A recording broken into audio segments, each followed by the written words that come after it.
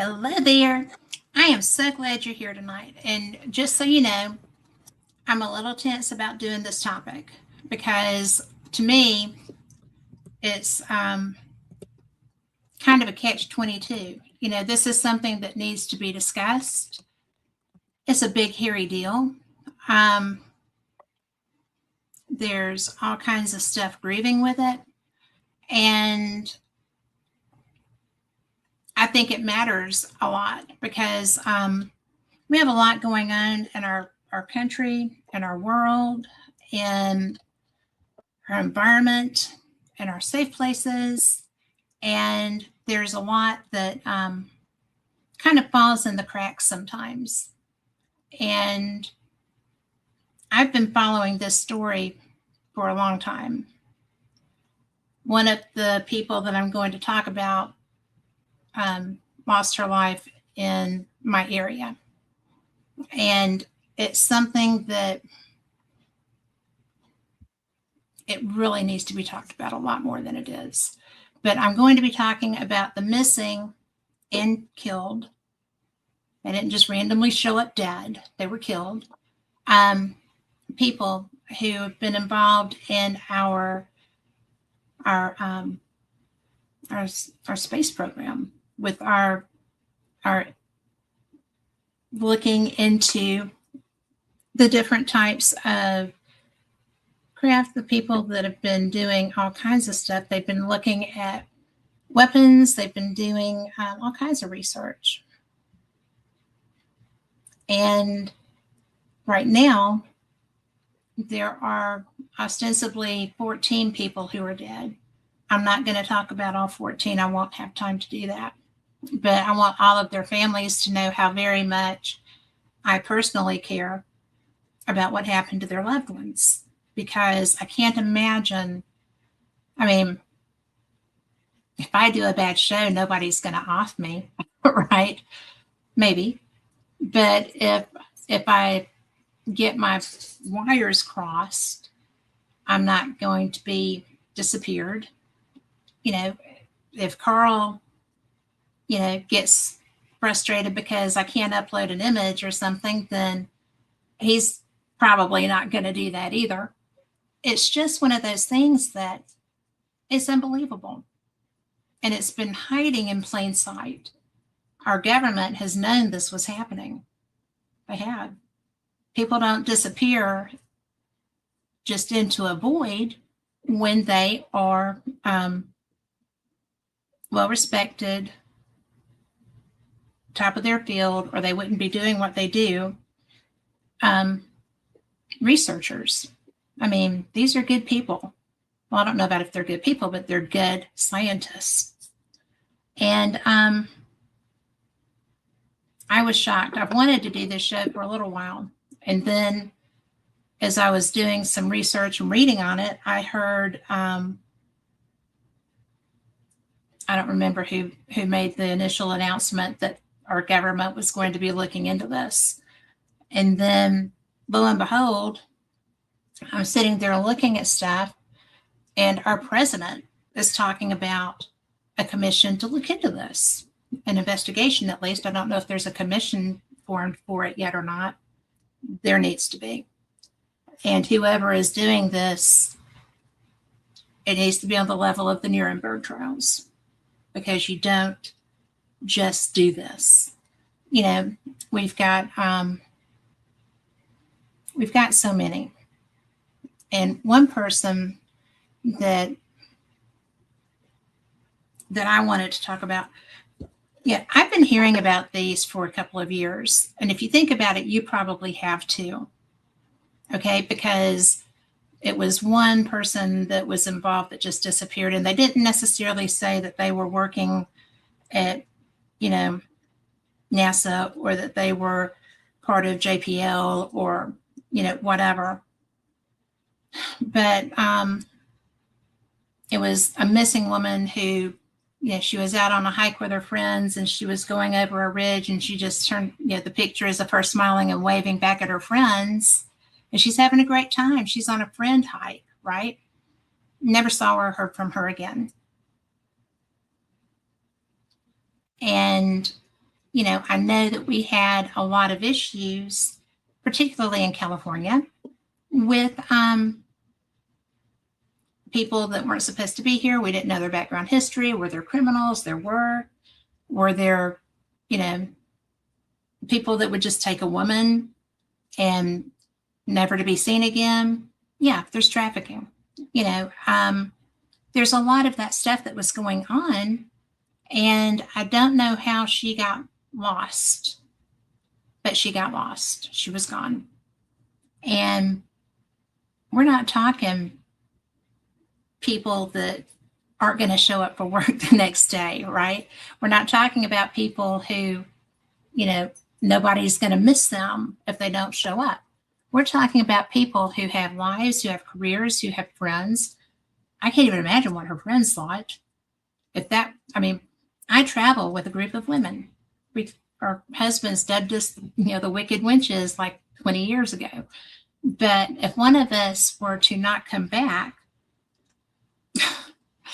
we would tear up wherever we were until we found her. That's what happens. When I fell and broke my knee, they didn't walk off and leave me. They got me help. These women, I'm certain, just tore that place up looking for her. It wasn't big news, was it? Until she was one of the first. And, it's just so weird that this has been allowed to go on. We, unless the government wants to tell us that ET came and took them home, I don't know. But I did look into some of these, and I'm going to start with somebody that I think is probably the newest. And this guy, you probably haven't even heard of him yet, or you may have, because he is all over the place. He's not on the missing list. He's just out there. And I found him because I was trying to find some information that I had had on one of the other people. And so I just Googled, missing scientists on Facebook. Also, I looked at missing scientists, and this name came up that I hadn't heard of. Matthew James Sullivan, 39, Bronze Star recipient, USAF intelligence officer with a top secret clearance. He agreed to testify regarding U.S. government secret UFO crash retrieval program.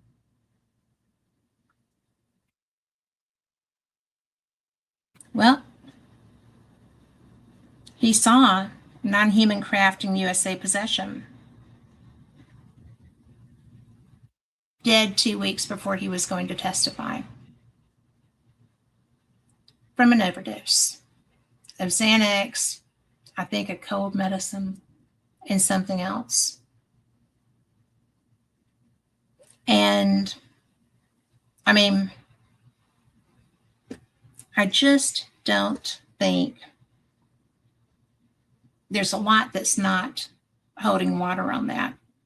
And he's really all over Facebook because he is kind of, and this is going to sound terrible, and I don't consider him to be such, but he's kind of the flavor of the week relevant to this topic because, he's younger. It was an overdose. It was an accidental overdose if it wasn't a helped along. And I'm not saying it was. But something happened because of his coming forward to testify. And, Lou Elizondo was who was setting this up for him to testify.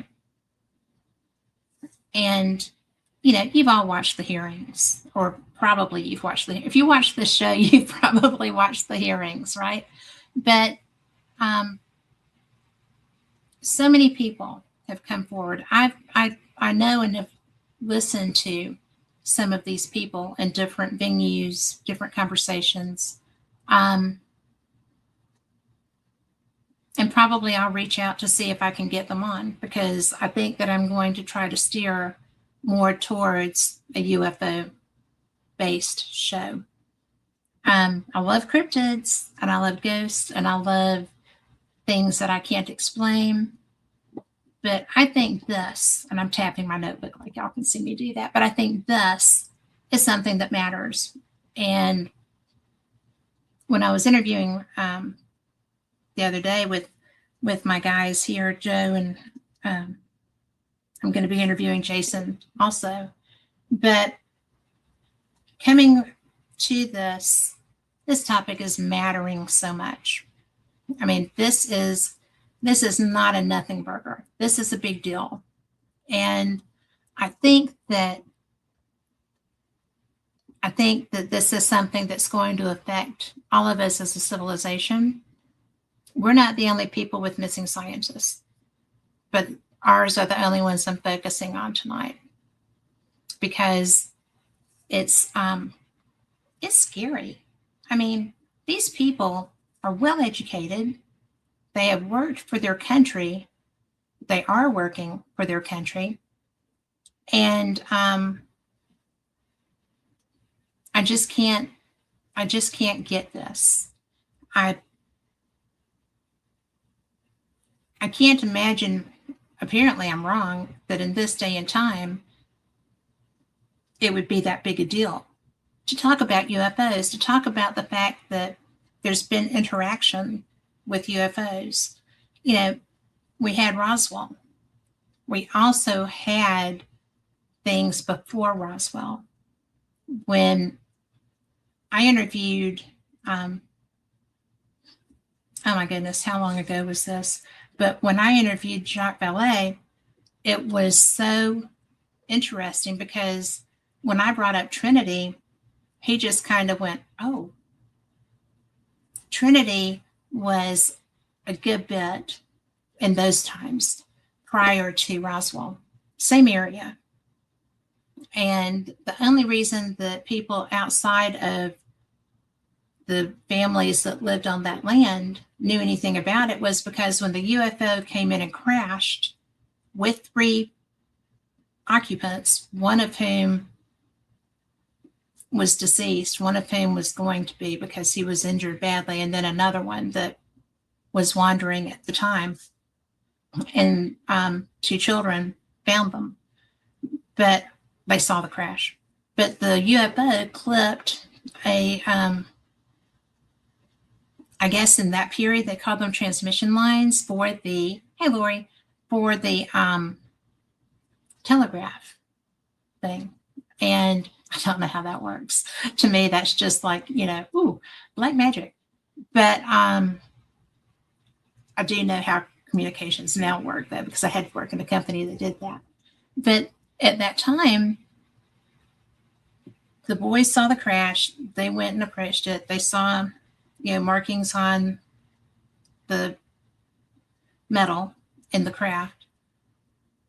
They saw the deceased UFO. They saw the one who was injured and the other one who was flipping out trying to take care of them. And because the craft clipped the telegraph line, they sent, we must be so very cautious. I'm trying, Robert, but the people at their base that used that telegraph line came searching to find out why it wasn't working. They were just tracing the line, and they found the crash site and they cleared it up. So not unlike Roswell. So, when I brought that up with him, that made for some interesting conversation. I love Jack Ballet. He's so nice. That was when I had my neck surgery. And so I'm sitting there with this very big scarf around. Y'all will see that. But it was so bad. I look terrible, but I'll still show you. But anyway,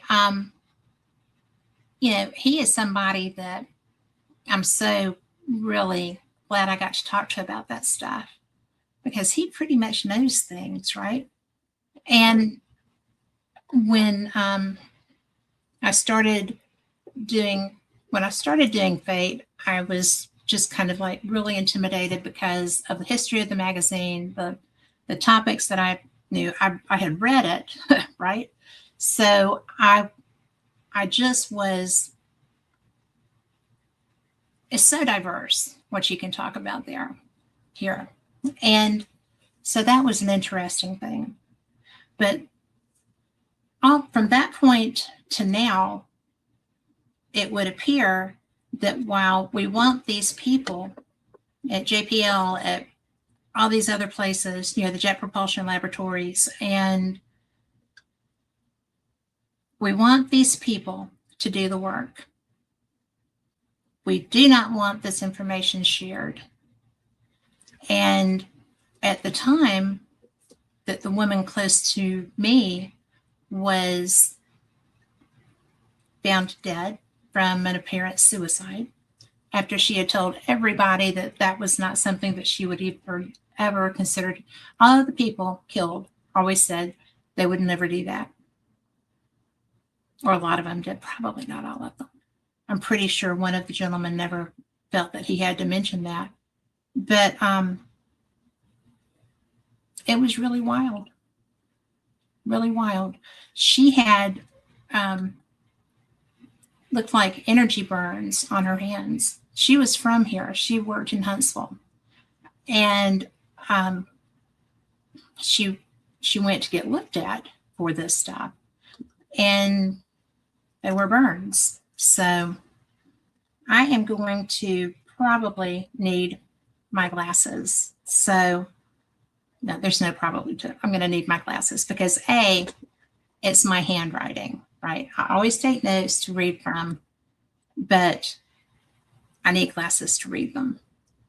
Some of the people, we've been hearing a lot about this, where, we've had the Congress come and say, we're going to be researching this. Then Trump has said, we're going to get to the bottom of this. We're going to bring everything out. Well, I don't think that there has been a president so far, no matter who wanted to do this. Amy's case was very convincing. Thank you, Robert. I'm glad you know who that is. But when you get to this, this matter, Bill Clinton wanted to bring this out. There's so many presidents who have thought this worthy of public information and have not been, I feel like, allowed to bring this. Obama wanted to do it. So many people have wanted to do this. And it's above their pay grade, as they say. They are not authorized to do that. They're not even, I don't even know if a president would be fully read in on this information. To my knowledge, none of them have been. So remember when Bush the Younger was in office on 9/11 and they went in and told him that the planes had hit the towers, that face that he made, I think that will be the face of whoever actually gets read in on these projects. So, because seriously, we didn't go from the Wright brothers to flying to the moon in 40 years without help. But when I started reading this stuff, there were 11 individuals tied into sensitive military, nuclear, and aerospace research who had disappeared or died in very mysterious ways, or just,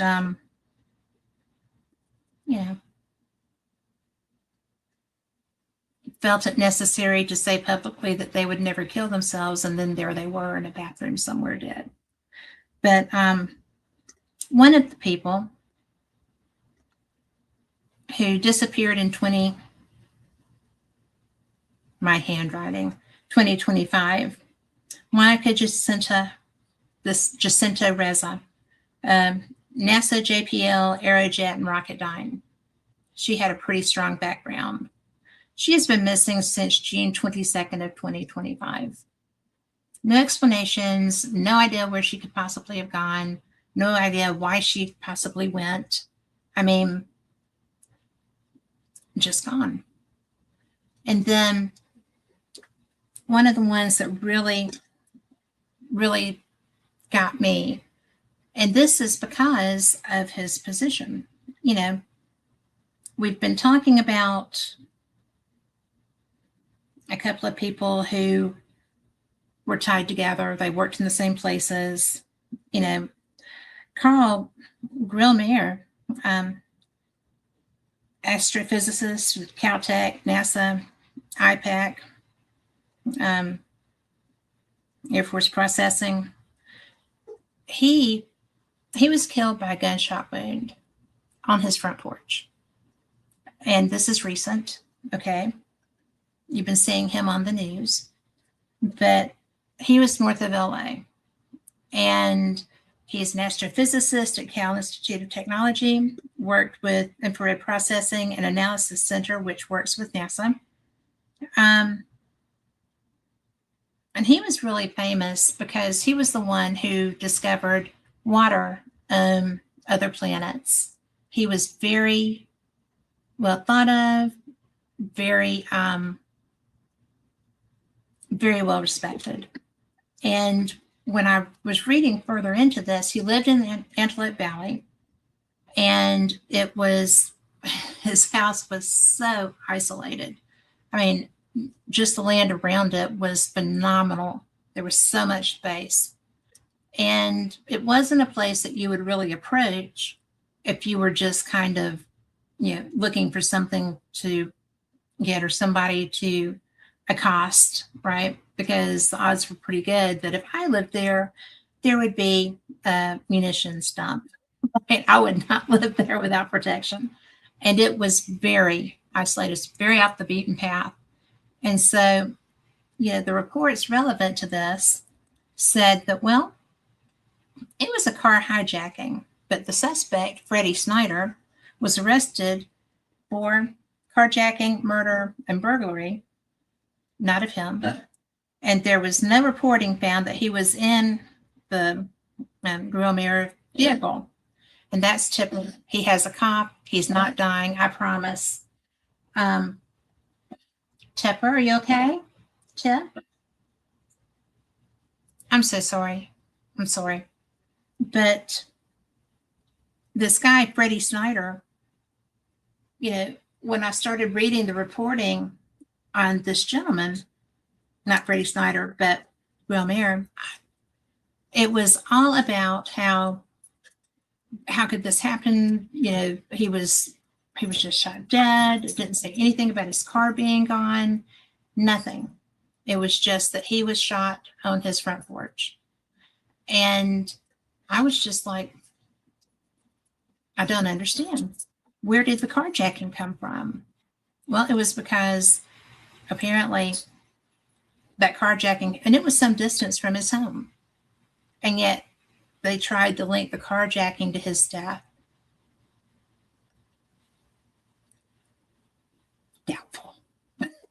Doubtful. I don't think that would be a thing.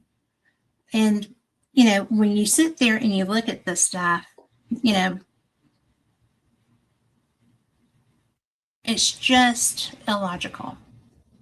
And when I start seeing too many things that look like, oh, do I look like I could be being played for a fool? Yes, I've got pages of this. People think, and, we don't pay attention. We get, or some don't pay attention. And, it's like, ooh, see this nice shiny thing down here? Don't pay attention to this dead man. He's just down here. It doesn't matter. But look at this, and that seems to be the way that we are taught to trust our government regardless. There's no way that, so-and-so could be doing anything negative because, it's all about taking care of the people.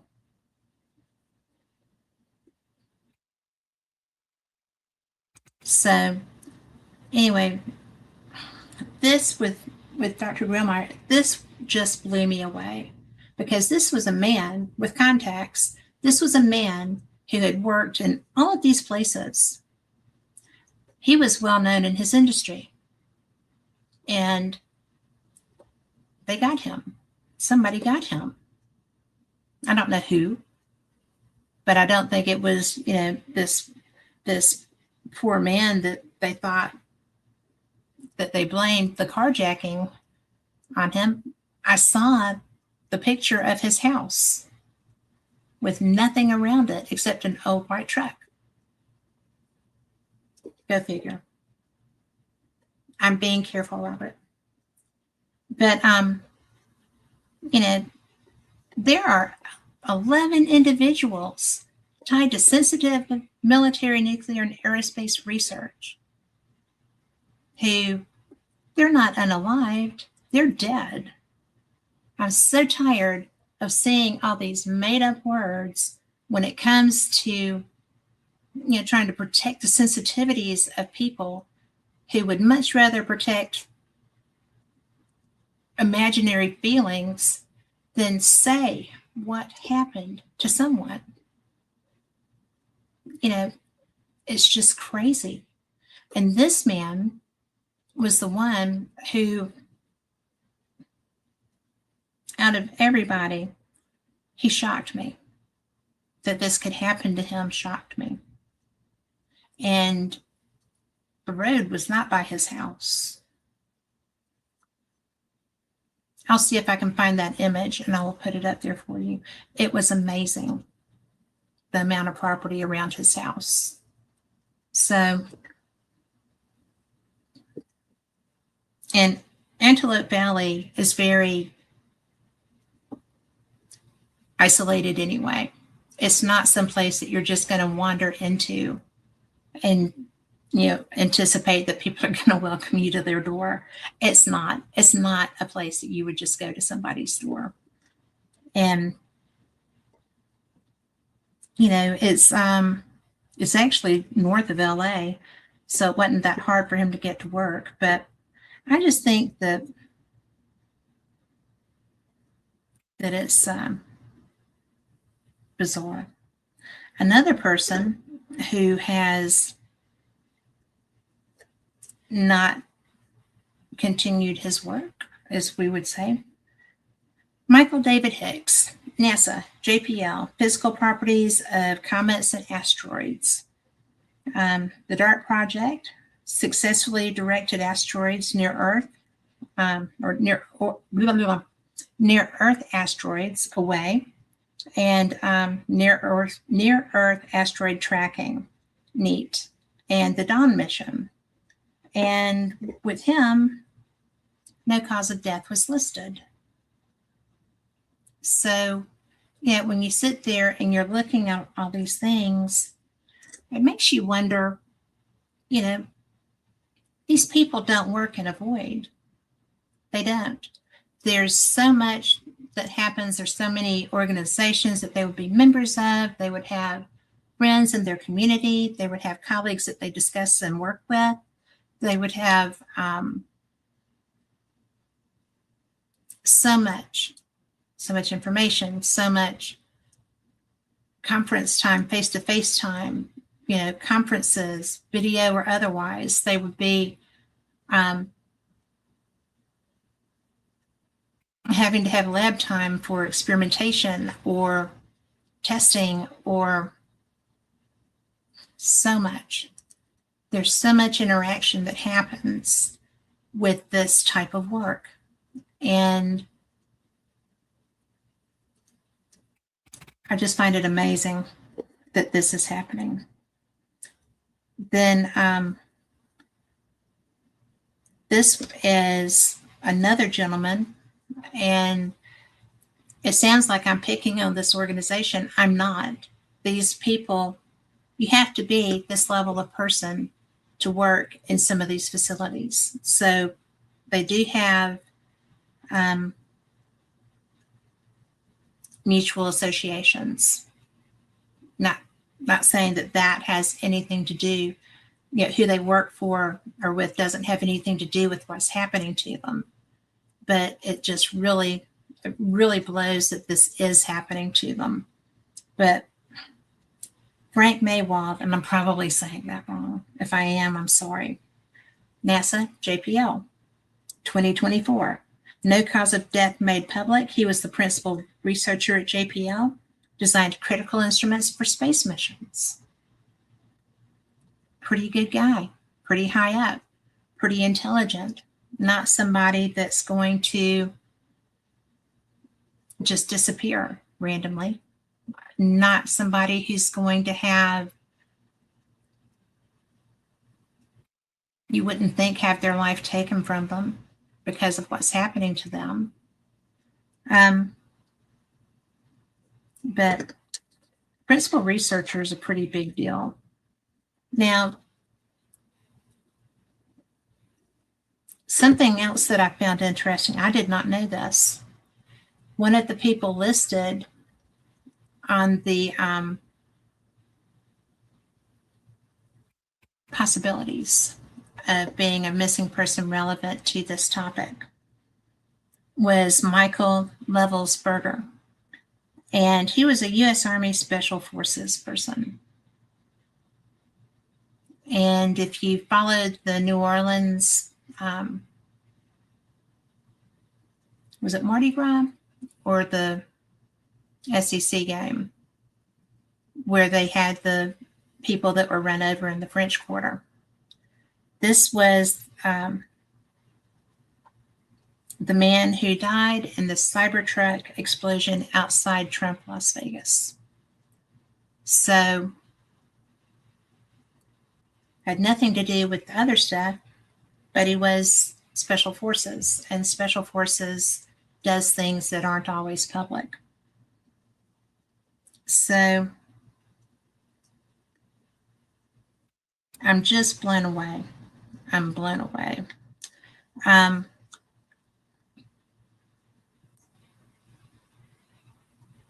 I'm going to say that the gentleman that I mentioned first, Matthew James Sullivan, who is going to be testifying before Congress,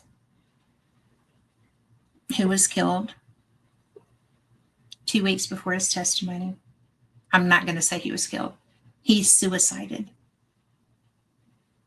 Accidentally suicided 2 weeks before he was going to testify. I did not mean to say killed.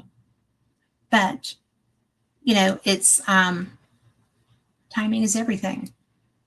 And this is somebody that had to have good information, because somebody I do respect, Lou Elizondo, was setting him up for his testimony.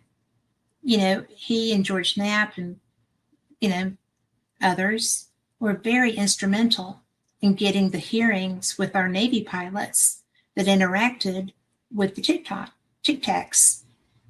And there's so much stuff that it makes you wonder, why is this such a big deal for it to come out? It should not be that way. There should be, we pay for their work. We deserve a right to have answers. And, if I can get from here to Scotland, if I can get to Scotland in 20 minutes, let's do that. Okay, get my husband there. But seriously, this is real stuff. And it blew my mind. I can't stand the fact that there would even be a question that people could be killed because of their work. And if they have these clearances, they're not out running around talking to people. I haven't heard of any reporting relevant to these people. Not at all. And like with the gentleman who was shot in on his front porch, he lived in that community because there was so little activity around him. You know, that's what the draw was to living in Antelope Valley. And it's just terrible. He should have been able to be on his front porch and not be killed. So I'm sorry. I have feelings, okay? And you know, Robert in chat brought up Amy's case, and I think that her case was convincing as well. This is she's a pretty special person, but she's a plasma physicist, so she would be familiar with these weapons. She died June 11th, 1922, and she was 34 years old. That is not even living your life yet. And so she was working on anti-gravity and also exotic physics. So when I looked it up, I've got it over here. Let me find it.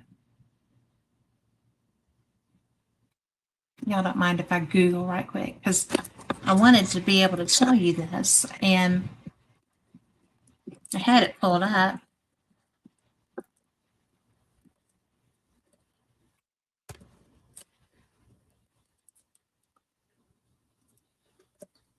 But exotic physics refers to phenomena, materials, or states of matter that defy standard physical laws or exist under extreme conditions, often involving negative mass, energy, or unusual quantum states. It includes exotic matter with negative mass for potential wormhole stability, superfluids, Bose-Einstein condensates, and particles with fractional charges. And, you know, with the exotic matter, theoretical matter with negative mass or negative energy density, which would repel rather than attract under gravity. It could potentially stabilize wormholes. I think that's cool. Exotic states of matter, unique phases beyond solid, gas, liquid, or plasma, including superfluid helium, which flows without friction, and Bose-Einstein condensates, atoms behaving as a single quantum entity. So it's amazing. I couldn't download the video to show you, but I will tell you that if you go to Cosmo Knowledge, there is a video on exotic matter. It's really interesting. It's really, I don't know, I just think it's cool. And if I were starting my education again, I would probably do this. But, you know, these are hypothetical particles and states of matter that have not yet been encountered, but whose properties would be within the realm of mainstream physics if found to exist. So you get to work on stuff that's not even proven to exist. That is that, right?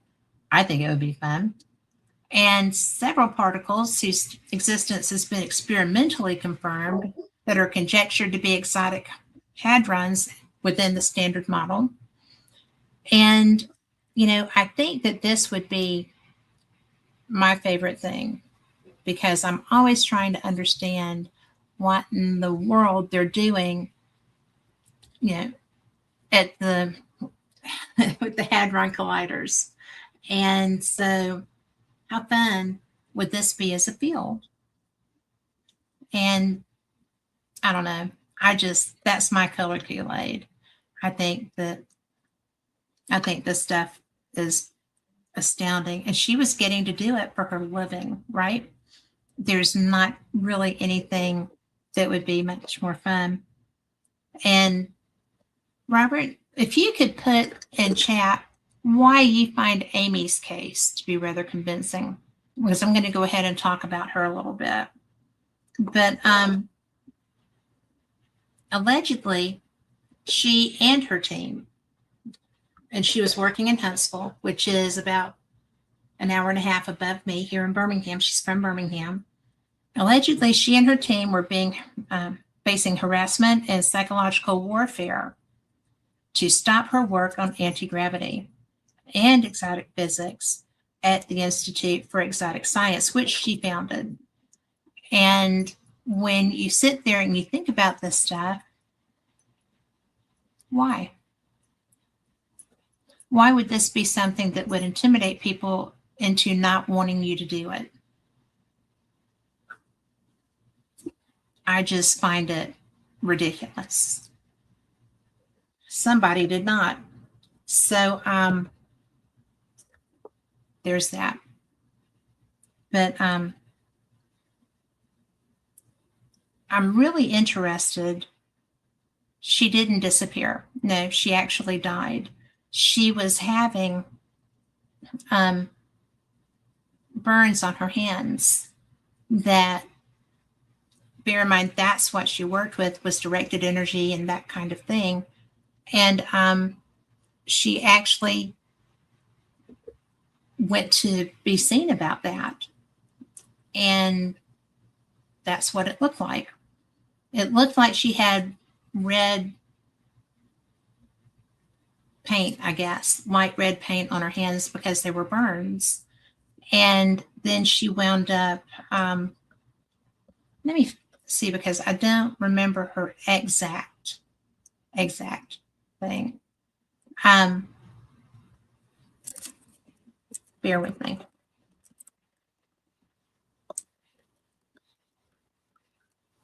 I want to say she had a heart attack.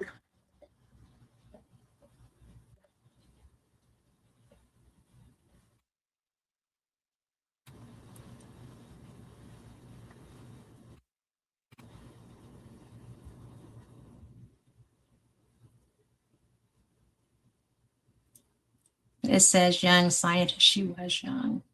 God love her, she was young.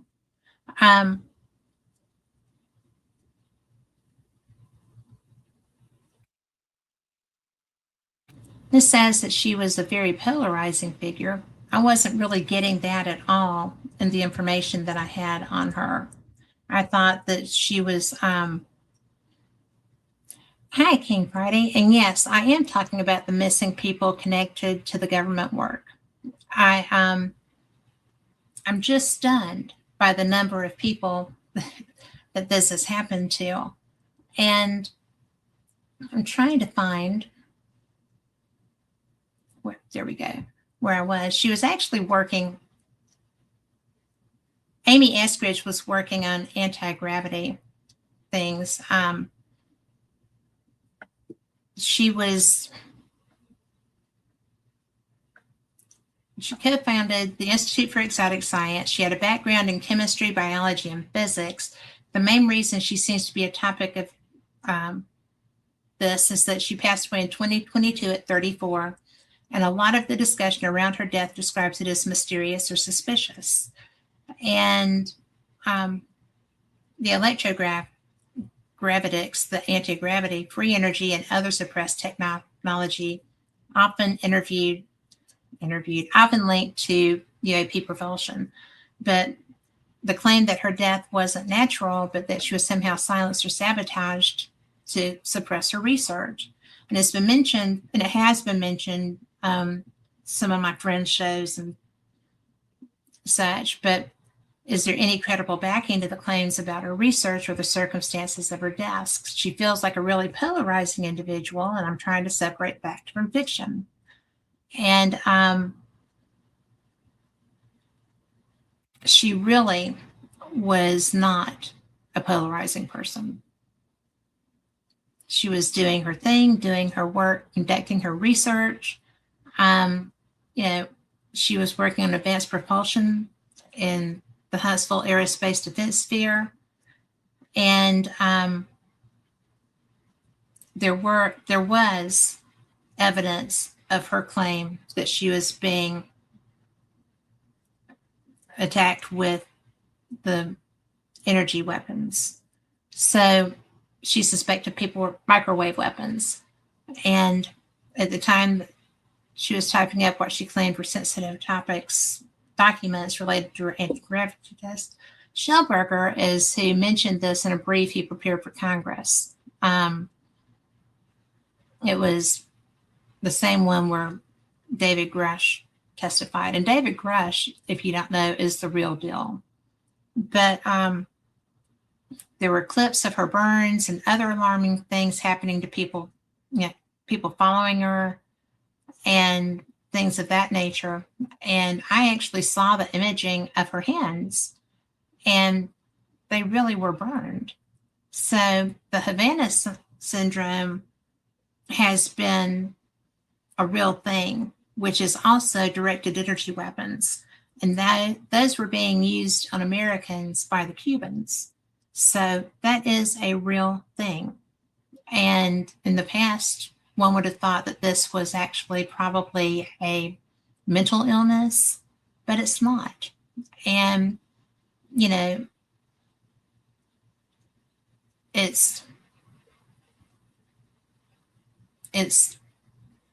there's a difference between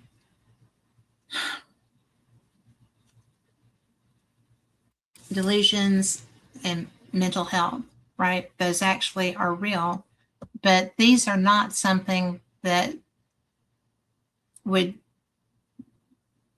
be indicated by her work history, her education, her health. It's just I think mental health is just kind of a blanket term to justify or discredit. But she was also being harassed by text messages and phone calls that were trying to affect her. So I saw. But she was killed by a gunshot. So that's what this said. But I just don't think that there's a lot to discredit her. A lot of guns involved in this stuff. And, I was just so surprised when I saw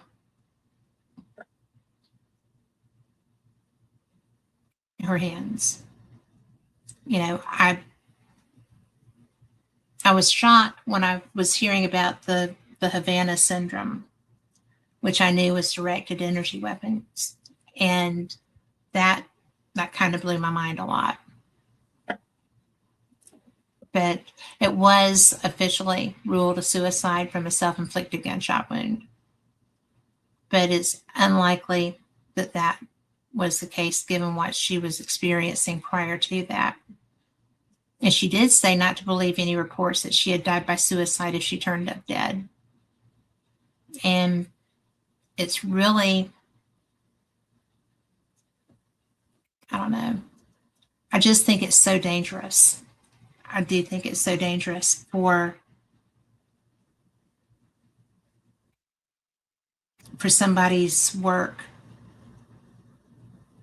She needed to have her work acknowledged because that's what she was doing. I mean, that's why she was doing it. She was trying to develop these things. And yet, all of these people were in this field trying to get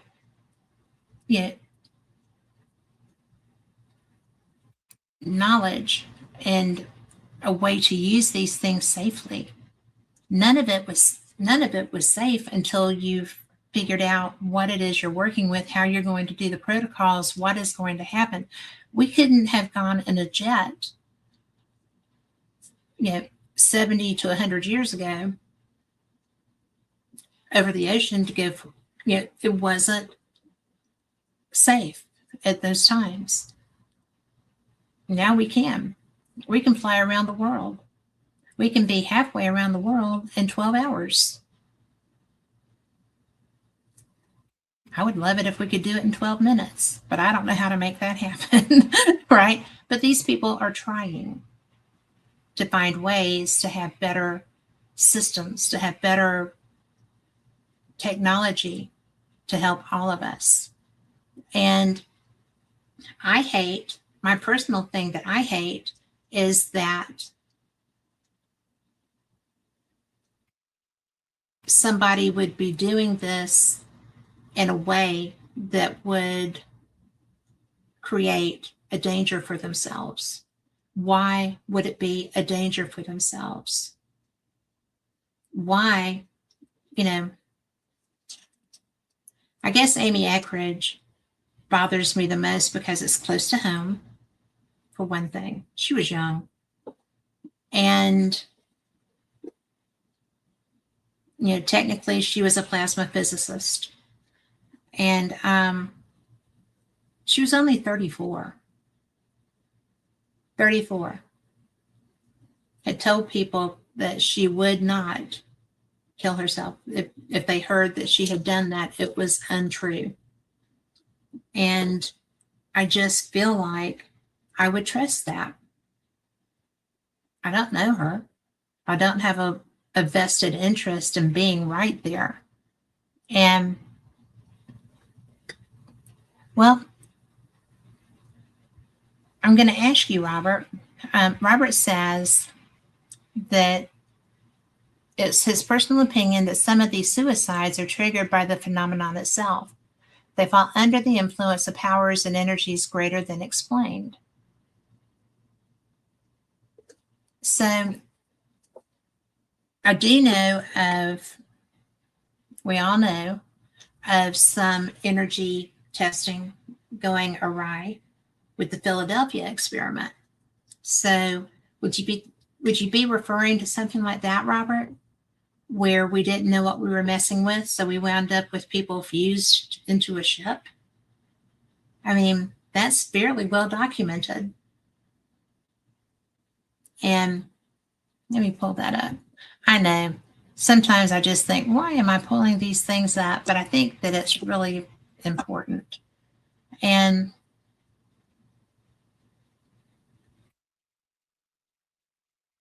I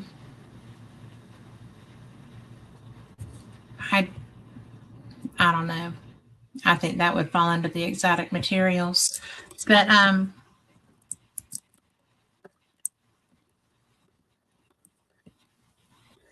don't y'all just love it when you can't type a darn thing?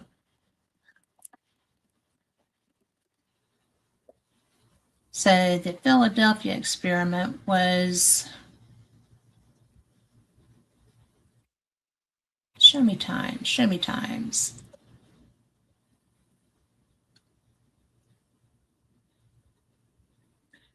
Claimed to have been witnessed by an ex-merchant mariner named Carl M. Allen at the United States Navy, Philadelphia Naval Shipyard, 43, October 20, sometime around October 23rd, 1943.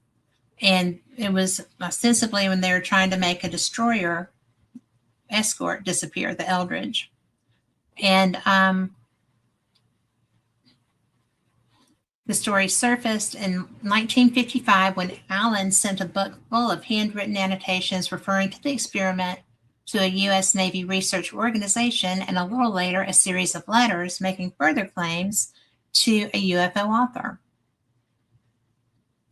It's widely understood to be a hoax. Several different and sometimes contradictory versions of the alleged experiment have circulated over the years in paranormal literature and popular movies. The U.S. Navy maintains that no such experiment was ever conducted. That the details of the story contradict well-established facts about the USS Eldridge, and the physics the experiment is claimed to be based on are non-existent. But it originated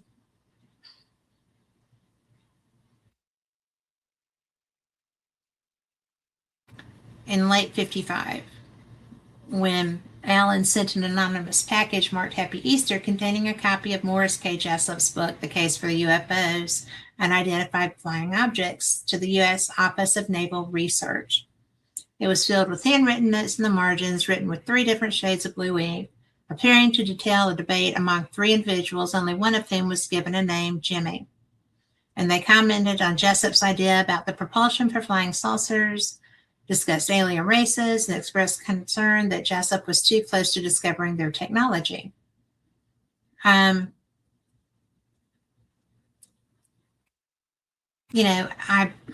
don't know.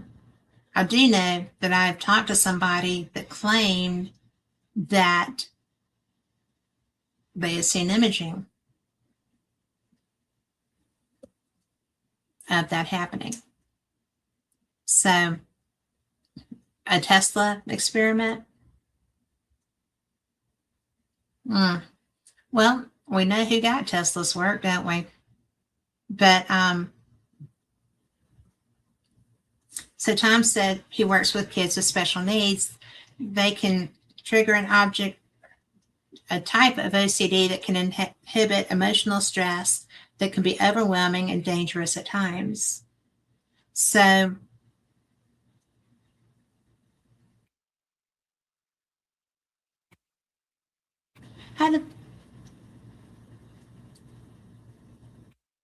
so when they do the OCD behavior, does that inhibit their emotional stress? Because OCD behavior can be quite disconcerting. And I have worked with special needs people who pulled that up a lot of times, and it was very difficult to cope with. But I just think that would be cool. I mean, to know what it is that they're doing, because it's so difficult. It's so difficult. But, with the King Friday, why would you lean towards a Tesla experiment with that? Because there were several people working on different things. Tesla was just one of the more public ones because he was a little different and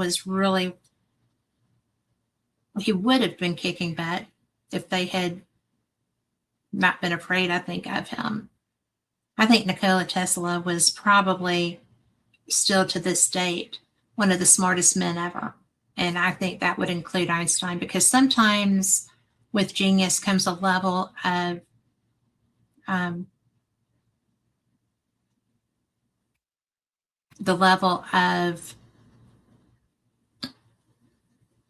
insanity that goes with genius. Einstein had a degree of it.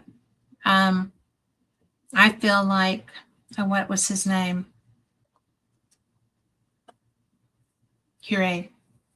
I think that there was some of that with the research into illnesses as well, physical illnesses. But I think when you're messing with things such as Amy was doing, the Havana syndrome was real. We did have people that were damaged by it.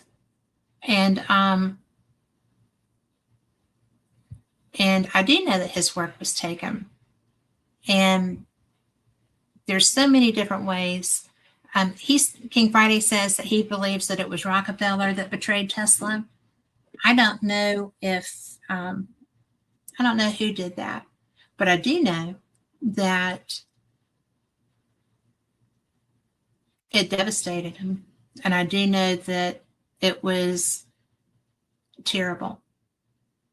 Tom says that with people that are using the OCD things to try to create control, we try to disengage them using a calm personal enforcement, and it's about all you can do. But a lot of times when people are trying to do that as adults, not as children, people will still do that, and it can be very intimidating. It's something that we're not accustomed to really seeing. We don't bring that into our workplace, hopefully. And when somebody does, we all have had people who will try to intimidate and try to one-upmanship is a way to do that. Some disregard for what you're trying to accomplish is something else. Somebody actually in a business meeting didn't know me very well and approached me in such a way that I was the only woman in the room, and I got the pat on the head, just don't worry your head about this, we'll handle that. And it was my position to handle that. And I was very assertive. I didn't have to be aggressive because assertive was bad enough. And I just explained what I felt like needed to happen and what I intended to do to make that happen, and told them that if they needed any other information, I would be glad to help them understand that. It was priceless. And it got me a raise and a promotion. So it's just one of the things that, you expect something, like this stuff. You do. You expect this stuff from kids, being jealous. And, there's an old joke about, writing your name in the snow or whatever. Whoever can do whatever, we're, better. This makes us better at doing this. And that's not always true. Just because you can intimidate or harm or whatever, that doesn't make you better at what's going on. And when I look at these cases, I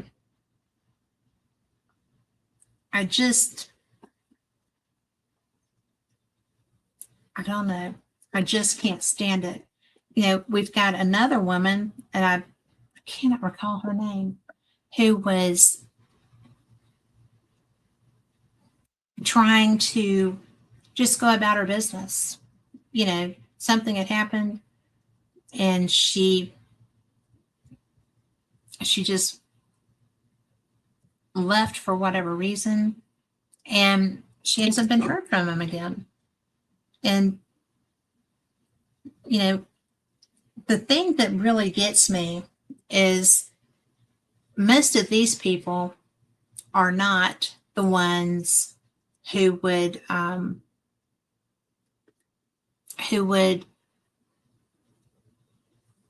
go off grid. They have families, they have things going on, they have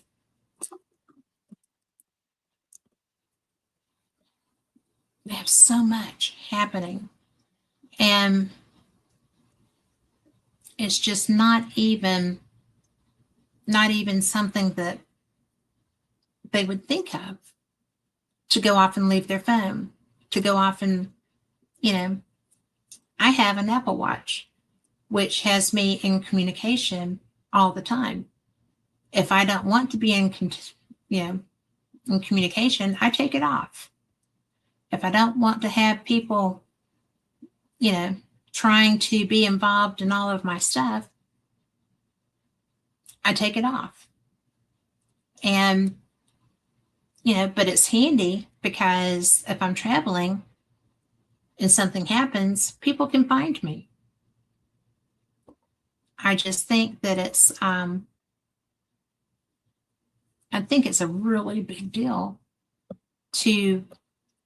if you have a family, to be in communication. And I don't know. I can't imagine these people who are family people, and they are living their lives and they're doing their things and they're not going off grid on their own, why they would leave things behind. I also can't imagine that all these people would just be going off grid at one time. Well, at one time. Well, 5 years, 5 to 8 year period. The Air Force General, yeah, they're supposed to be all over that. They are, and Robert says this our killed and missing scientist story is a direct result of interest in the disclosure movement, and you're darn right it is, because they work for the companies that would be interested if they're not already testing this technology. Because I'm a firm believer that we have several craft that have come down that we have gotten and have been testing. And I think we've been doing that since the 40s. I don't see any reason why we wouldn't think that was a strong possibility, if not a probability. So it's really interesting to me that when we start talking about disclosure, we're wanting people to tell us about stuff that's already fairly well documented, but we don't believe them when they tell us. It's crazy, right? I mean, it really is crazy. I mean, I've got Al back here. I've got my, Area 51 sign. I've got all the stuff that I have a strong faith in. I also have my, Tree of Life back there, which is also what I believe firmly in. I think that there's so much as humans that we have a fascination with.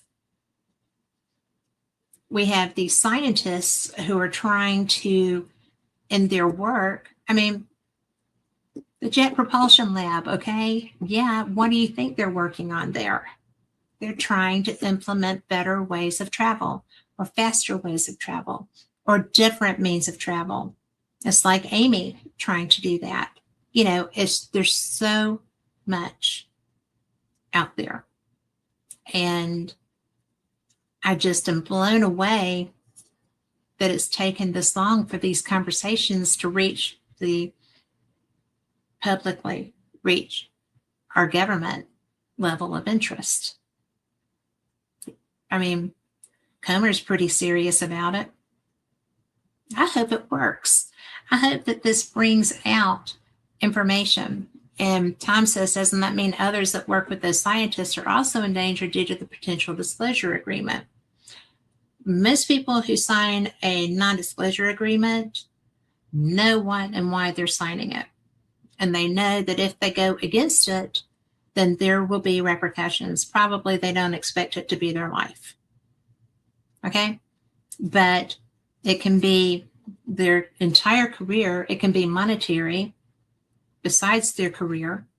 It will kill you professionally if you violate them, because people are going to come and they're going to say, oh, that's why you got let go? Really? No, I don't think we're going to hire you. So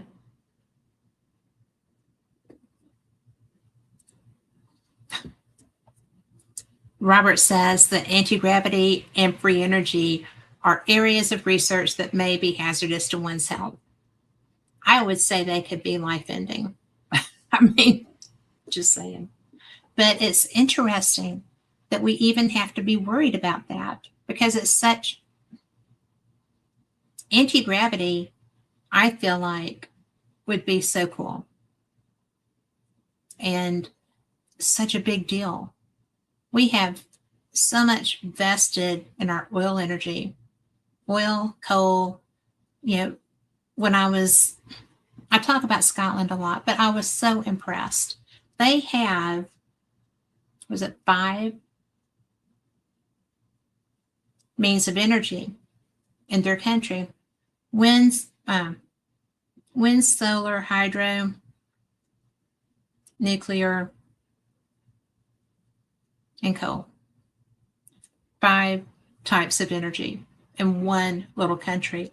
When I went to the Wallace Monument and was coming out, we went over a little bridge, and off to the side, there were many nuclear things there. I was kind of surprised.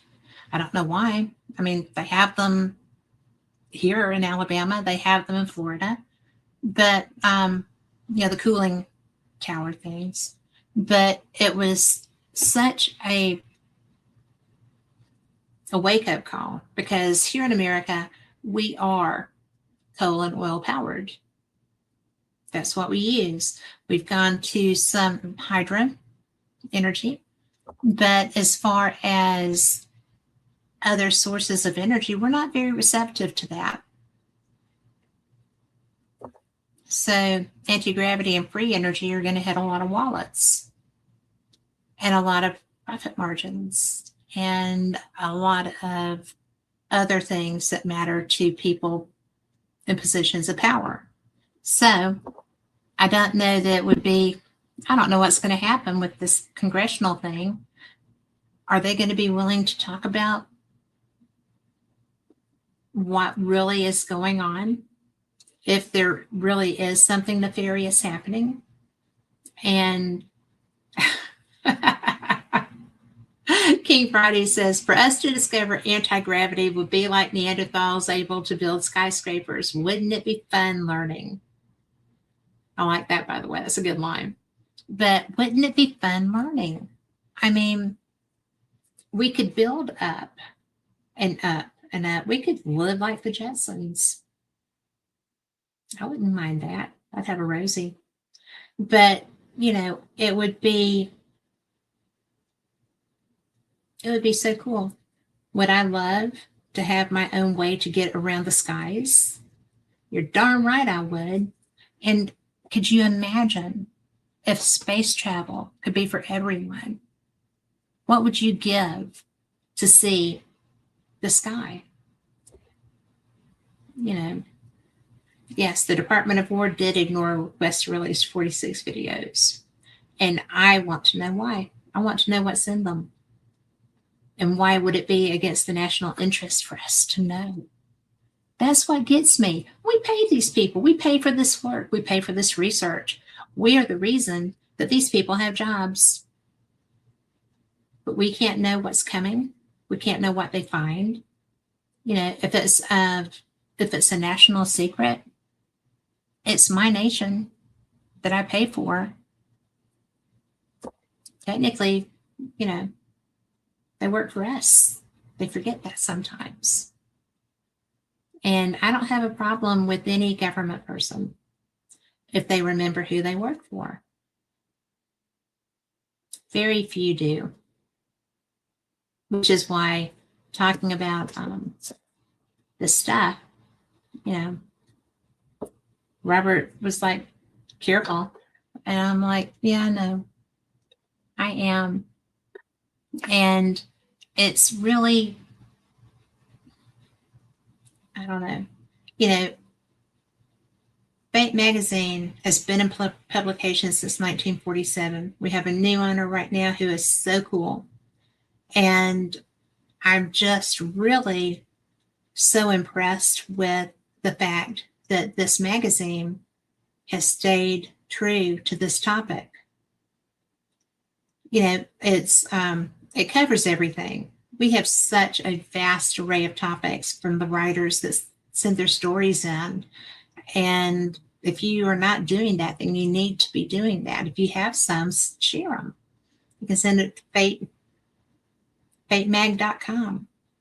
So it's really a cool thing if you start to think about the fact that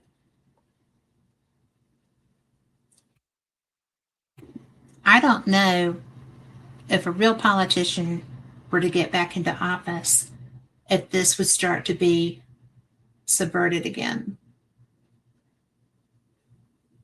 Maybe the reason people are even talking or having these hearings and doing these things is because we don't have a normal politician.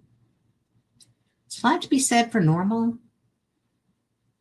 but every so often, if a rogue shows up, you can learn a lot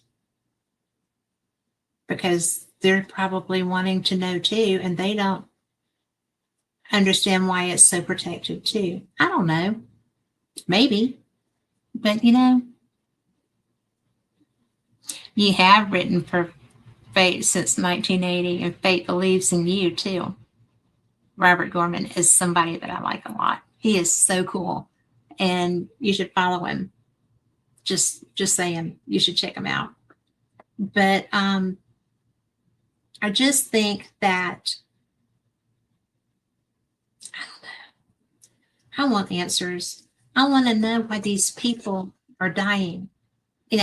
Nobody should have to die because of their job, because of what they're doing.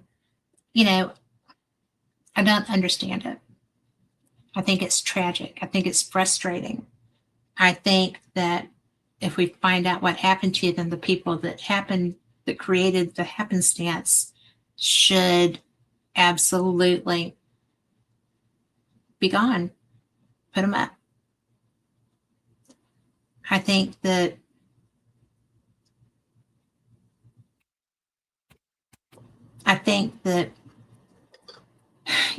when you can find something that can successfully redirect near Earth asteroids, you should get to live and see the benefit of what you created. And Robert says nobody should die for what they know or question. They should not. And historically speaking, a lot of governments have not agreed with that perspective, right? I mean, but they're not usually republics where we have freedom of speech, freedom of movement, freedom of opinion. I mean, we think of things like that happening in Nazi Germany and Stalin's Russia. We don't think of that as being something that happens in the United States of America. It is anti-American for someone to be killed because of what their job entails. It is. And I have not heard anything. I researched carefully all these people. I did not see anything saying that they were leaking information, that they were going public, that there were articles being written that could only have been sourced through them. I didn't even hear about anything being done that could, and I dug into this, and I truly didn't see anything that probably could have even been construed as a threat to an industry, or I just couldn't see anything relevant that would be worth shutting someone up. I do know that Amy did step out and did speak out a lot, especially when she started having the burns on her hands and such as that. That was scary. I would have spoken out about that too, but I'm not quiet and shy, and I'm old, so I don't really care. And it's just one of the things that if I thought somebody was using technology to damage me, I would have spoken up. Was it a bad thing for her that she did? It looks like it was. Although, when I started doing this show, I jokingly told Carl, I do not feel suicidal. Okay, there's no, trust me on this, I'm not going to do that. But I think it would be so bad to feel like that was even a possibility that you would truly have to tell someone, no, I'm not. If you hear anything about me or see anything in the paper, just know that's not true. What kind of fear would that be? Of course, at this point, somebody's going to say, oh, well, that was just paranoia on their part. Well, shouldn't have to feel paranoid about that either. There's a lot to be said for feeling safe in your environment. There's a lot to be said for not standing on your front porch and being shot from a road that's so far away. They had to be excellent to do it. I mean, you just cannot comprehend that somebody would really do that to you. I don't care who you are. I don't care what you know. I don't know how paranoid you are. You don't anticipate that. It just sucks out loud, as the saying goes. And,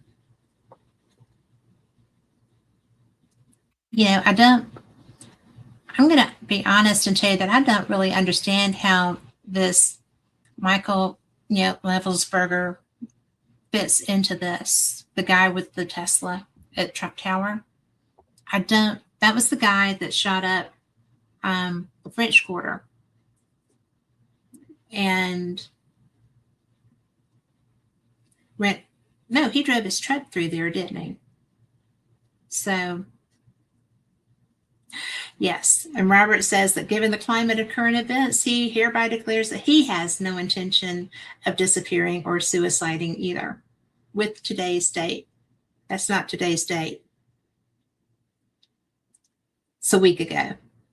But, it's just, I don't know where this guy comes into play with this, because him I didn't get to finish my research on, but I still don't understand where this would have come from, why he would be including in this list of people, because he drove his truck through, offed all these people, and then drove the Tesla truck to Vegas and thought that a bomb was going to damage it. It burned up. But I gotta tell you, that was a bad old truck for a bomb not to even tear it up.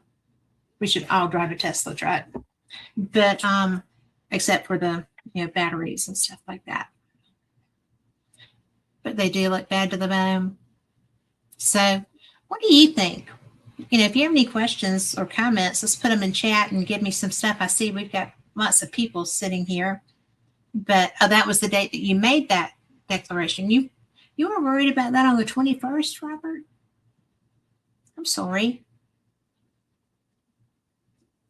Why? I just, when I sit there and I look at this stuff and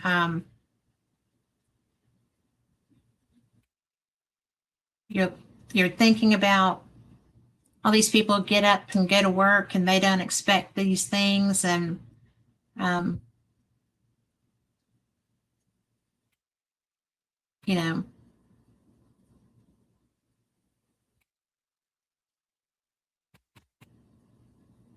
somebody this was so bad.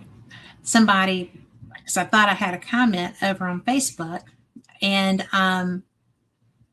what I had was a comment, but it was relevant to hopefully Lou Elizondo, because it was on a post I did about him.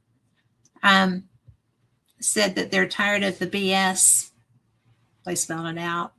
Word salad and screw the oath. We the people have a right to know our origins. We are the aliens, really. The American people already know, so don't insult us with word salad BS. That's definitely for Lou Elizondo. That was not for me. But kidding. Sorry, Lou. But it's really interesting because people, I hear that a lot. When people find out what I do and who I do it for, A, they love Fate Magazine. They love the show. They are so frustrated because people keep talking like we're imbeciles or children, or we can't possibly comprehend that this is real, or we'd be terrified. And I will always say that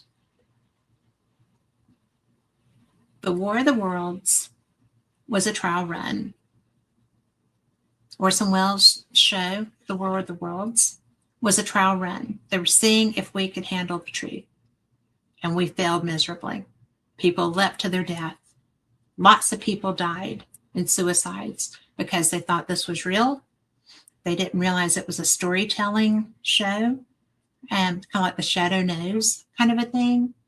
And when they realized that their show created that level of fear that people would die as opposed to facing it, that's why, in my opinion, that's why we don't have full disclosure.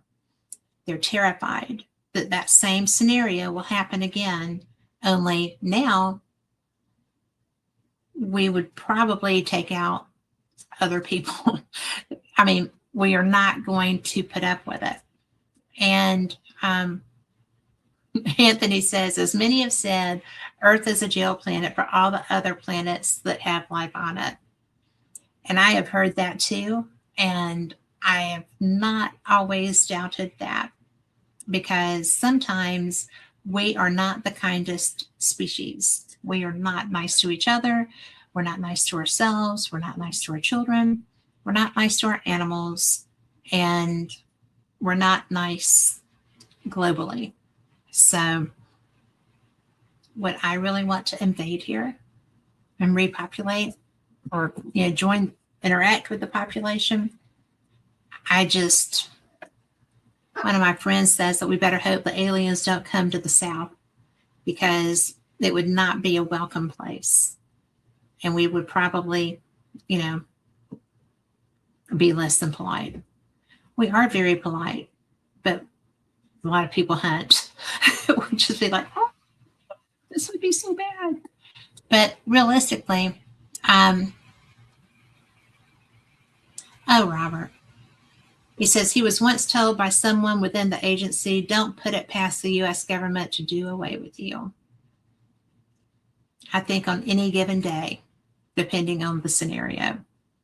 But, it's really bad, because a lot of this has created the lack of faith in the government. And I think that it would be a good decision, perhaps, to mention that, because a lot of people have experiences, and a lot of people love people who have had experiences. And I have personally, because of what I do, spoken with so many people who have interacted with other civilizations that have had personal relationships with people from other civilizations. And I know it sounds crazy, but I believe a lot of them. I really do. I think that it would be hard. They have to believe this to be as convincing as they are. And I've spoken with a lot of people over the 10 years that I've been doing radio about this. I've done Fate for 5, a little over 5, but my other show, Paranormal Experience, I've done for 10 years. So I have been talking to people who have had experiences with other civilizations that they are absolutely convinced are real, and they're so sure that they've convinced me as well. Do I have a little skepticism? Mostly, but I think that's healthy, because I have not had that full experience. I've seen things. I have seen what I thought were shapeshifters, which I think can be either paranormal or it can be a type of alien species. But I've seen things that change. And I don't think that it's crazy you're welcome. You have a good evening too. I don't think it's crazy to consider the possibility that they're right. Yeah, I think that too. But, and we'll talk about that in a minute. But not all of these people can be crazy. It's something that it's so individual, and it can be so frightening. And if what is happening to these people that are being disappeared, however they're disappearing, it's getting to where the numbers are too much for it all to be completely coincidental. So I think that there has to be something relevant to that. Just my opinion. We all know what those are. But I think it matters. And, Anthony brought up Stonehenges. And there's a lot of theory about that. I'm so clueless. I do not watch television much. And I was in Scotland, and we were at the Cairns, which has standing stones. I'd never watched Outlander. I had no idea that you were supposed to be like, oh no, if you touch them. And, I was just mainly like, look like an idiot. But I think that Stonehenge could be. I think we have a place, and Anthony, I don't know if you know that we have a place here called America's Stonehenge, and it is up in New Hampshire. And you can Google it. That's how you would find it, Googling America's Stonehenge. And it's a park. And it is I can't remember the term. Robert, you can tell me.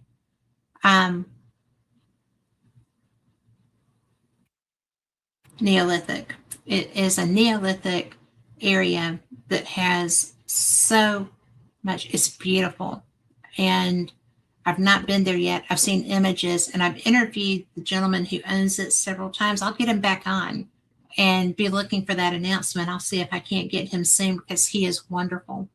But they actually, because of religious beliefs, whatever, they actually had their stone there.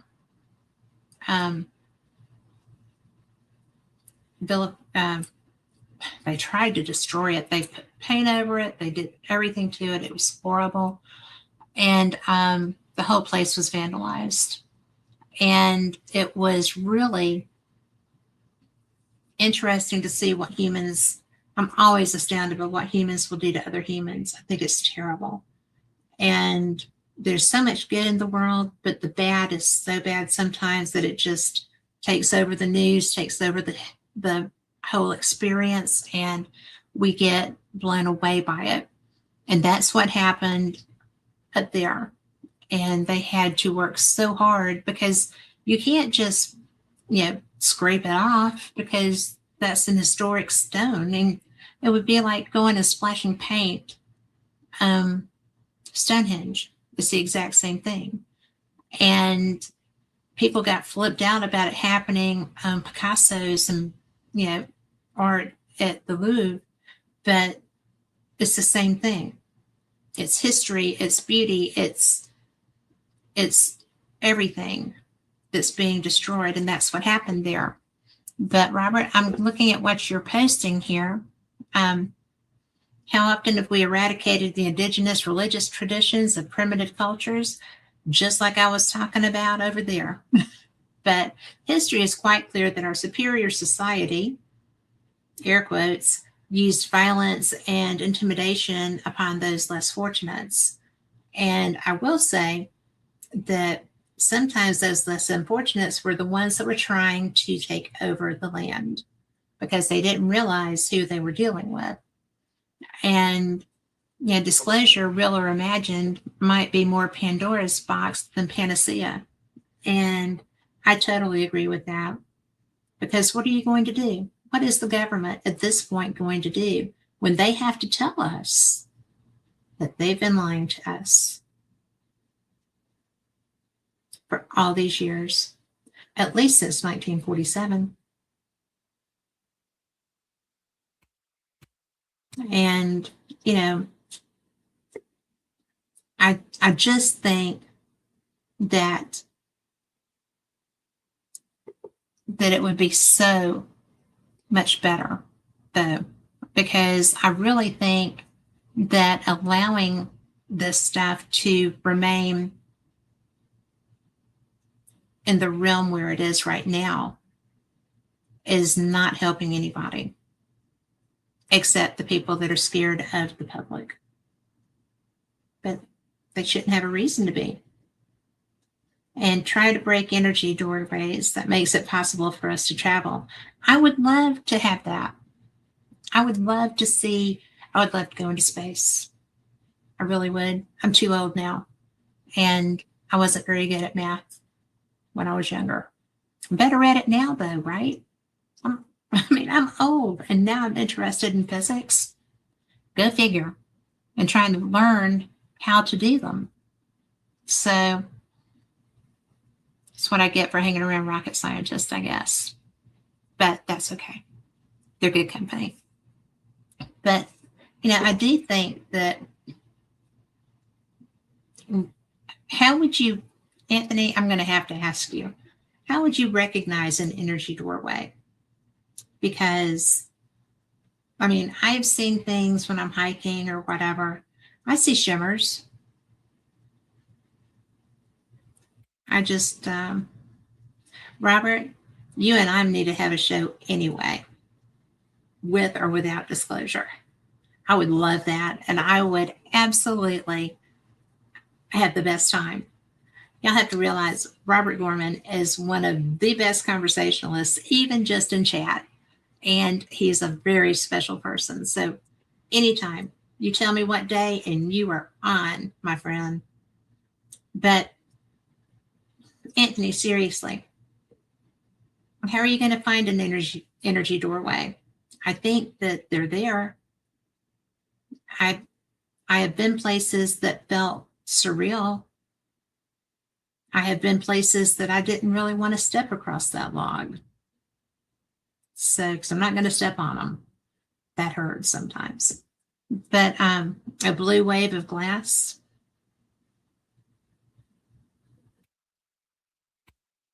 Are you talking about creating those using glass, or? Because now I'm curious. Because now I'm not sure where we're going with that. So just tell me. But I do want to say that we have gone places that I did not really expect to go here. And I like that because, I like doing these shows just with information sometimes because I think it's fun. I love my guests. I will never, ever not do guest shows. But I think that sometimes when there's a topic like this, this is national news. This is all over the place. And I've been following this for a while. And when you are watching stuff that shouldn't become reality, it sets you back because this is affecting us as a society. A lot of people don't know that yet. A lot of people aren't familiar with what's going on because you kind of have to look for it. And it's starting to have a lot more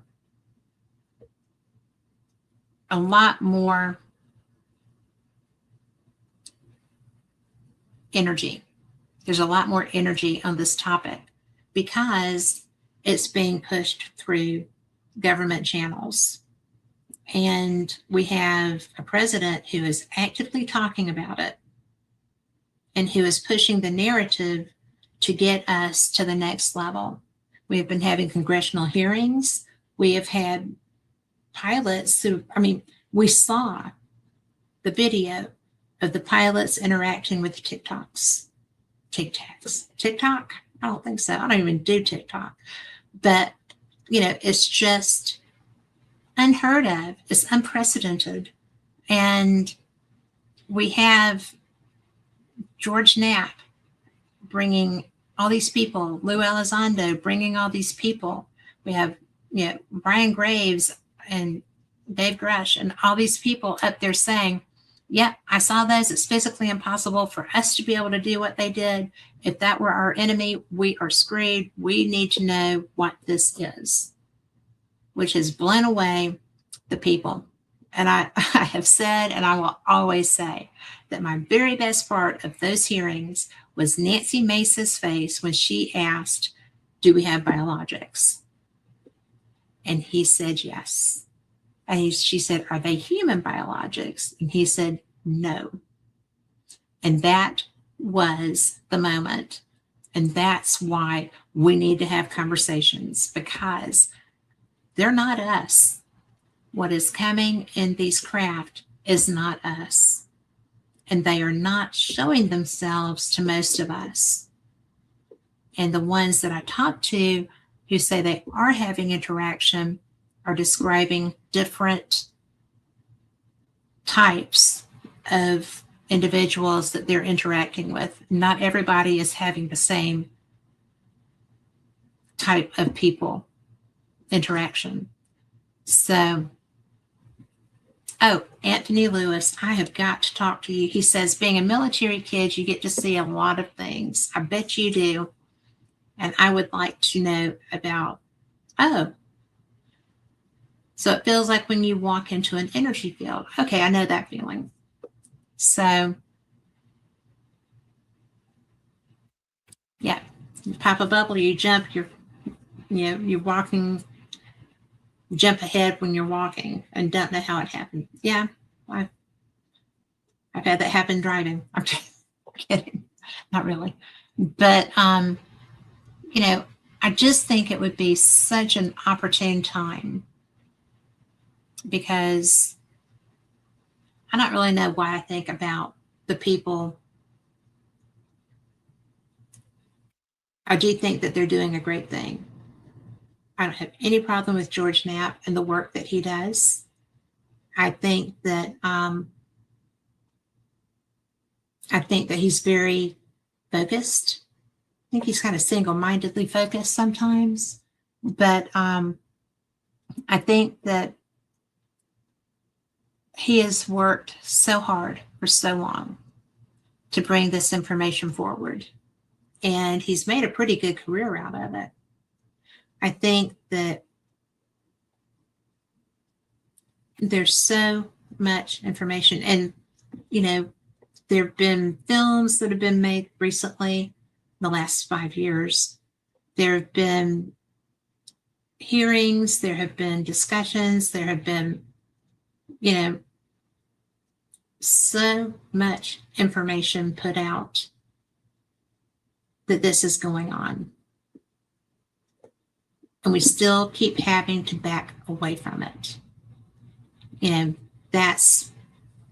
don't know why they keep backing away from it. Why is it terrifying? Robert says, some of us have difficulties with humans that only look slightly different from us. How will they react to non-human beings? I think that they're going to be very cautious with non-human beings. And I think that the non-human beings are going to be cautious with them. I don't know how that's going to work, because often when we hear reports of people having interaction, they're people that don't interact with a lot of other people. They live rurally, or they don't seem to be always people that interact with a lot of different kinds of people. but they still are chosen. You know, J.D. Vance calls them demons. He probably hasn't met one yet.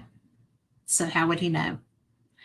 You know, there's a lot of religious people that are going to approach it that way. But if you are religious and God created earth and he created us and he created everything that is, then he would have created them too. So how are you going to knee-jerk react on that? I don't think you can. So maybe when he meets one, he'll have a different opinion. I'm pretty sure there's people on this earth that he would call that too. I know I've run across some that I think are. So maybe he'll have a pleasant surprise. I don't know. I hope so. But yeah, you can't go into whatever this is going to be. You can't go into this with a preconceived notion that these are bad, evil, nasty people. I haven't heard of anybody really being eaten by them. Have you, Robert? Do you know of anything like that? I have heard of people being used for testing. Don't think I'd like that. I have heard of people having relationships with other beings. They didn't seem to have any problems with that, except for when they left. I know that some of those relationships were not consensual initially. That would not be cool. That would be a problem. You know, there's so much. There is so much. You know, we could do a show like this every week and never really get to the bottom of things. You know, we're never going to get to the bottom of missing scientists, because if it is our government, they're not going to allow that. If it's not our government, what the hell is it? That's a big question. And I don't have those answers as much as I would like to. I'm working on it. I'm working on having all those answers. But the movie Starman gives a small clue to it. It does. But, you know, when human, non-human relationships are apparently very complicated. I know 2 women where there has been procreation happen. So those are very interesting experiences that were shared with me. And it wasn't the sexual side, it was the after, you know, with the children experience and that kind of thing, because they don't generally stay with the mom. So there's that. But that's such a weird thing, because 10 years ago, I would never have had that experience to share. So fate has been a lot of things to me. So thank goodness. But, you know, it really is. It's a fascinating concept that we think it's weird when different species of animals here interact. You know, you don't see cats and dogs making babies, but apparently that did happen with 2 people that I know. And that, to me, took a while to wrap my mind around.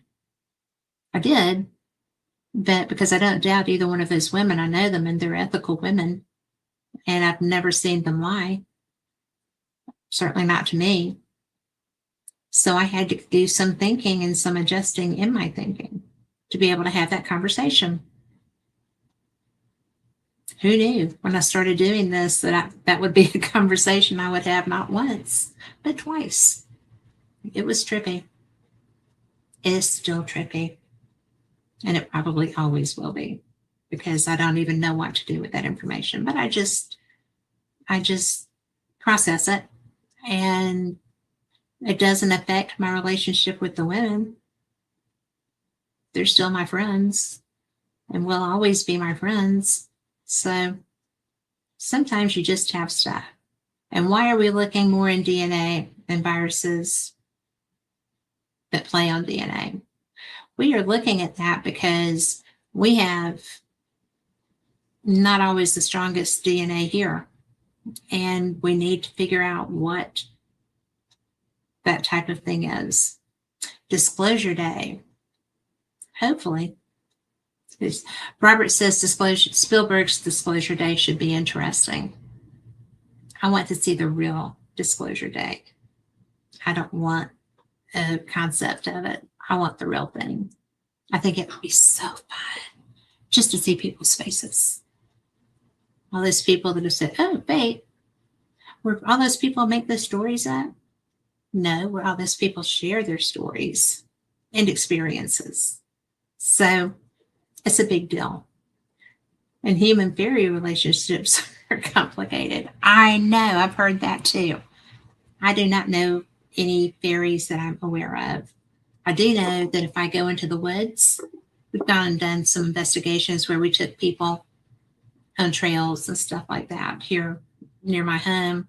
And I always carry shiny dimes and I leave dimes because I don't want to pick up any fairies. And they like silver. So, and they're never there when I go back. So something takes them. But that being said, you know, it's so much fun. And while what we started with was a very, to me, serious topic, I don't take loss of life well. I don't understand why this would be necessary. I just think that this stuff is so bad, and I don't know why there's not a patent going, there's not a vehicle design, there's not a weapon creation, there's not anything that is worth human life. I mean, it's not. If you have somebody that's trying to work on exotic physics, that's a pretty cool thing. And I think it's a big deal that this is happening. Robert says lives have been lost. They have. It's wrong. And you're welcome for this conversation. Thank you. But I just think that we've got to come to the understanding that this information is going to come out. It is. And if you're the people that are removing these people from the conversation, that are killing these people, then you need to be held accountable. And I hope that our government does it. And I hope that you're treated with more fairness and given a chance to defend yourself better than you gave the people that have been disappeared. There's some still listed as missing, but there's a lot of them who have been found dead. And if you're who's doing this,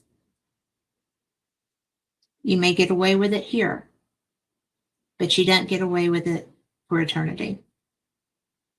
And for anybody who is in the fields that are threatened by this, I pray that you're safe. I pray that it doesn't deter you from the work that you're doing.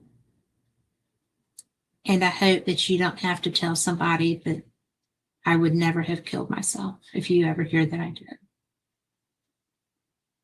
Be blessed. Be safe. Thank you so much for the work that you're doing. And I just have nothing but respect for the people that are trying to do the best they can, knowing that their colleagues have been removed from the playing field. That has to be intimidating. I can't even imagine knowing that that was a possibility for me, going to work every day, not being able to leave, because if you leave the work, it's probably going to be the same result. I don't know. I don't know how these people are dealing with this, but I hope that they have a strong, supportive family and friends, and that they're safe. And prayers for the families that are missing the people they loved. And good night. Thank you for listening. This has been Fate Magazine Radio, and we will be back same time next week, same cat channel. Good night.